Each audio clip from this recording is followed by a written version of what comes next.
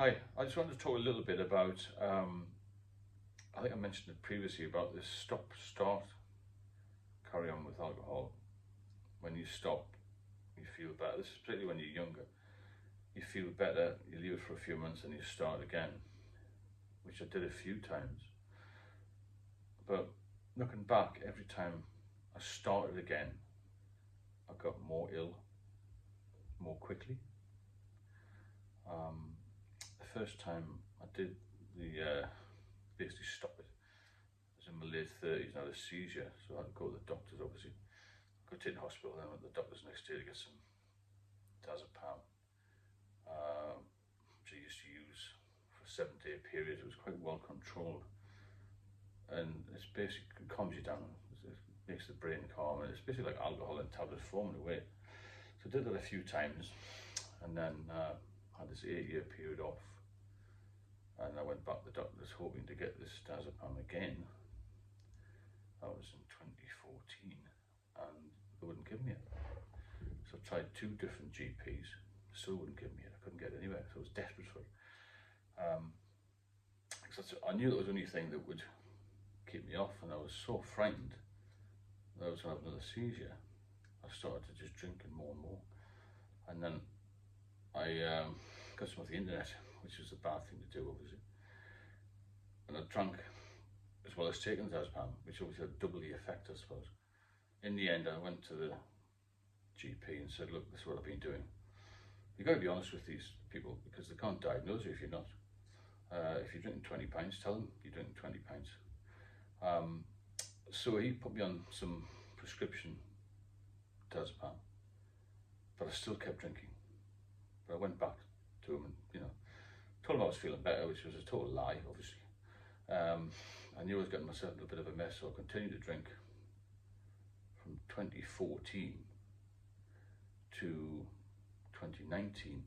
Over that time, a few of my drinking pals noticed my health deteriorating. Really, I was becoming much thinner in the body, lost a lot of muscle, but this huge stomach, which was something which I'd never had before. It was more than a beer belly because it became quite problematic. It was quite hard to touch, and also got a hernia, an umbilical hernia. It was just small at the time. Anyway, it went from day 1 to day 2 and so on, as you do, trying to feel better. Every time you go to bed you think tomorrow's going to be a better day, but it got worse.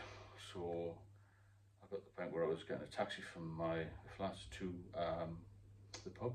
It was only about half a mile away, and again people were noticing I was becoming more frail and had this huge stomach, and this hernia got bigger and bigger and bigger. So one of the guys persuaded me eventually to get to hospital. So the next day I woke up, strangely enough I had a couple of cans of Stella just to get me out of bed really, at around 9:99. But I packed a small bag because I thought they were going to keep me in. I knew there was something seriously wrong. And the ambulance crew turned up on a blue light, and I heard the paramedic say, "His pal, this guy's ill, really ill. We better get him there double quick." So took me to the RVI in Newcastle, and I went to the acute medical ward in the RVI. Obviously I was scared out of my wits, as you would be, and I didn't know what was going on. So they took me to the ward and did a lot of assessments, this sort of thing. And I was told I had, at that time, a liver problem due to excessive alcohol, obviously. And the next day, they put me on a couple of drips, some strong antibiotic, and I had this fluid accumulation called ascites, and another condition called spontaneous bacterial peritonitis. The 2 of those combined can be fatal, and only 50% of people who are hospitalised with those 2 conditions will survive. So obviously that was a bit nip and tuck, to say the least. So they drained a lot of ascites fluid off you, which is basically protein the liver can't deal with, I suppose. And they drained about 15 to 20 litres off. So I thought, well, that's the end of that. I started to feel a little bit better in the hospital. Had a few of my friends come over, and they said, "Oh, you're looking a little bit better." Stayed in there for about a week and a half. That was in mid-October 2019.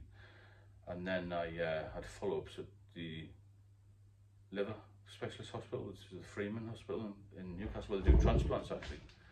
Unfortunately, I didn't get that far, but they're very good for liver problems.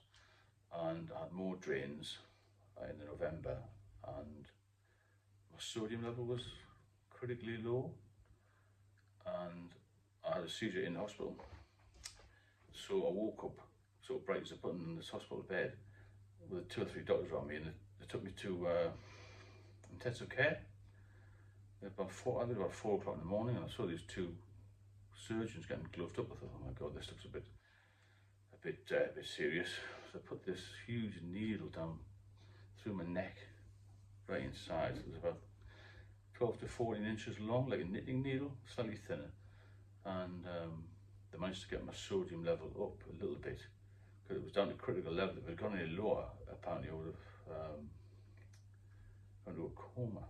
That takes us to November 2019.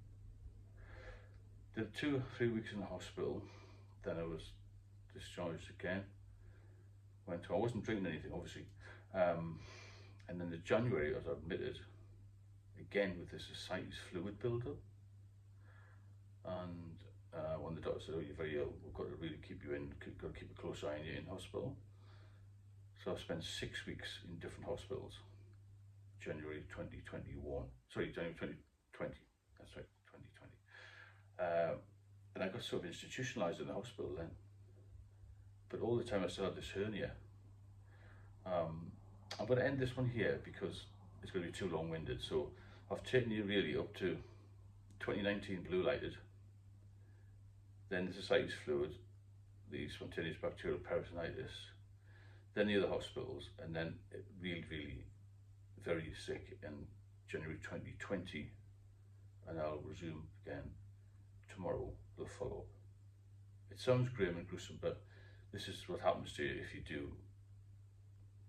don't stop. And you've got to stop, and you've got to get sober, and you have to stay sober, because if you keep going backwards and forwards with it, stop, start, then you will end up like me, or like some other unlucky people who aren't here anymore.